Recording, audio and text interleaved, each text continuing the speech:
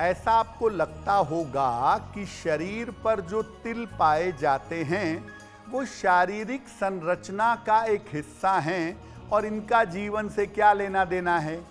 लेकिन सामुद्रिक शास्त्र इस बारे में बड़े विस्तार से चर्चा करता है और ये बताता है कि शरीर पर पाए जाने वाले तिल हमारे ऊपर गहरा असर डालते हैं।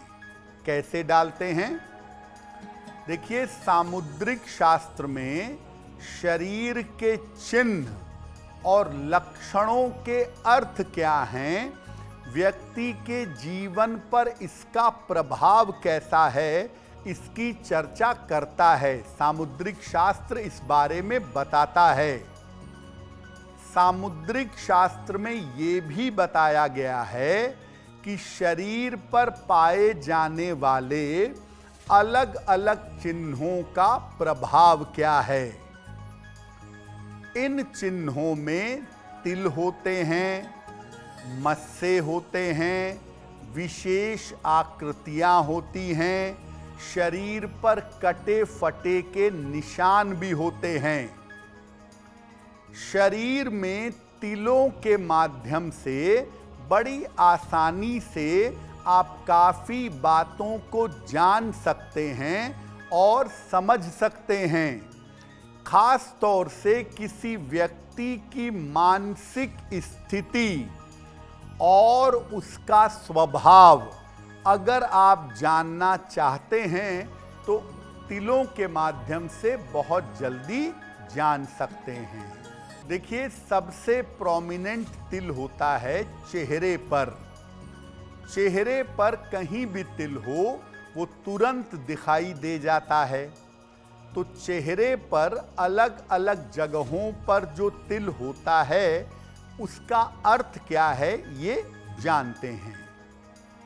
देखिए, चेहरे पर तिल होने के अलग अलग अर्थ होते हैं और चेहरे का जो तिल है इसका सीधा संबंध आपके भाग्य से है। गालों पर अगर आपके तिल है, चाहे दाहिने चाहे बाएं, ये आपकी आकर्षण क्षमता को मजबूत करता है। ऐसे लोग दूसरों को बड़ी तेजी से अपनी तरफ अट्रैक्ट करते हैं और ऐसे लोग बड़े धनवान होते हैं। अगर आपके नाक के ऊपर तिल है तो आप बहुत ज़्यादा डिसिप्लिन्ड हैं, बहुत ज़्यादा अनुशासित हैं, लेकिन आपके जीवन में लगातार संघर्ष बना रहेगा। नाक के नीचे अगर तिल हो, अपर लिप्स पे, तो ये बताता है कि ऐसे लोगों के ढेर सारे चाहने वाले होते हैं, लेकिन ऐसा व्यक्ति कम लोगों से जुड़ता है, ऐसे व्यक्ति का संबंध कम लोगों से होता है। अगर आपके माथे पर, आपके ललाट पर तिल है तो इसका मतलब ये है कि आप शुरुआत में बहुत संघर्ष करेंगे, बाद में आप धनवान होंगे। जिन लोगों के होंठों पर तिल होता है ऐसे लोग बहुत ज़्यादा रोमांटिक या प्रेमी स्वभाव के होते हैं और ऐसे लोगों को अक्सर प्रेम होता रहता है, अक्सर रोमांस के चक्कर में पड़ जाते हैं। तो आपके चेहरे का तिल ये सीधे तौर से बता देता है कि आपका व्यक्तित्व कैसा है और जीवन में संघर्ष होगा या नहीं होगा। चेहरे पर तिल के क्या अर्थ होते हैं ये आपने समझा। अब हम शरीर के अन्य स्थानों पर जो तिल होते हैं उनका क्या प्रभाव है, उनका क्या अर्थ है, वो भी समझते हैं। देखिए, बहुत सारे लोग ऐसा कहते हैं कि हाथ में अगर तिल हो तो बड़ा पैसा आता है। हाथ में अगर बीचों बीच में तिल हो, एकदम बीच में हो, किसी पर्वत पर ना हो तो ये संपन्नता देता है, लेकिन अगर हाथ में तिल किसी पर्वत पर हो या हाथ की अंगुलियों पर हो तो ये दुर्भाग्य का कारण बनता है।